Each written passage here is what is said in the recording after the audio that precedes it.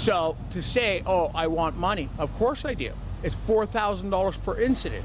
Brian Sullivan has made it his business to sue small businesses. Does that mean that, I'm a super bad guy?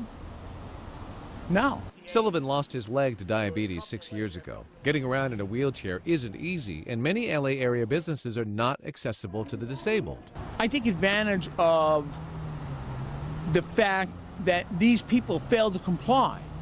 I mean, it's a compliance issue.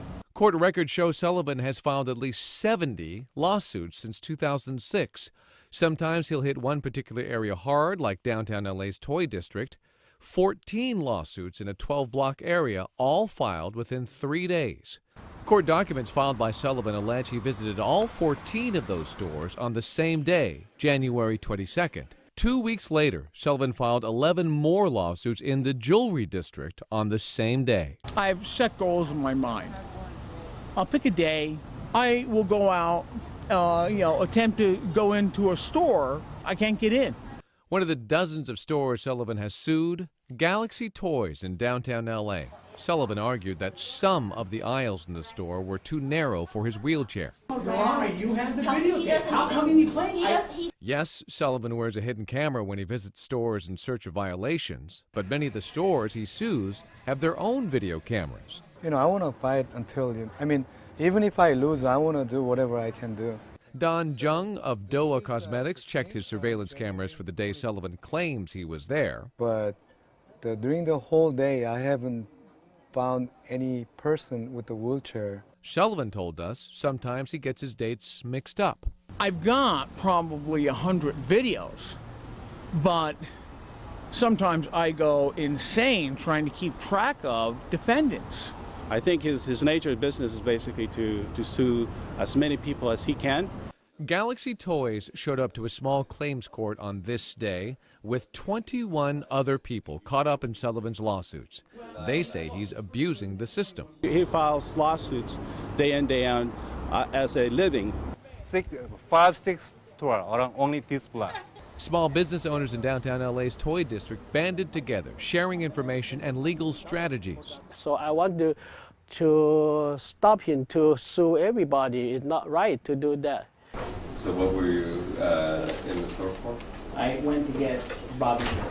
I don't think he went there to get bobby pins. It's just my personal opinion, but it's not about the bobby pins. He went there to get some money, to sue us. I'm not the one failing to comply with the law. They are. Sullivan is right, at least in some cases. David Geffen is a disability rights attorney. He says it's important to look at the results of these lawsuits. This is a gray area. If they're only doing it to make money and they're not helping the businesses become more accessible, they're not helping anybody except themselves. But if they're out there and they're suing a lot of businesses because a lot of businesses are violating the law and they're forcing those businesses to change, then they're doing something good for everybody. So it's just basically as simple as that. He wants to make money, he's making a living off of this. Mohan Hajandani owns this smoke shop on Hollywood Boulevard. So basically last year he sued the tattoo shop here, and there's one other tattoo shop on Las Palmas that he sued, and then after that he sued our store here, and then also the yogurt place. Mohan settled with Brian Sullivan for $600 and says Sullivan admitted to him he's in it for the money. But it's your money too. In all but 2 of the cases of 70 cases we looked at, Sullivan got his court fees waived. But in order to accomplish this, Sullivan committed fraud. According to these documents, Sullivan lied about how many lawsuits he's filed in a year. You can see it right here, that he checked that he has not filed more than 12 other claims within the past 12 months. That's clearly not true, but by lying, he gets a break in court fees. Do the math on just the 39 cases he's filed in the last year, and you'll get $3,900 in taxpayer money coming out of an already overburdened court system. Bring it to the clerk's attention. I mean, look, you're in the news. Bring it to the clerk's attention.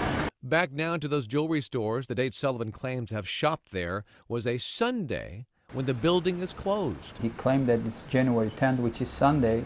I'm sure that he's trying to cheat the people. So it proved himself that, he's lying. Sullivan admits to having practiced law without a license. I did it for about 17 years, had about 600 trials. Sullivan was arrested for it twice and served 2 years in state prison. I live by the law.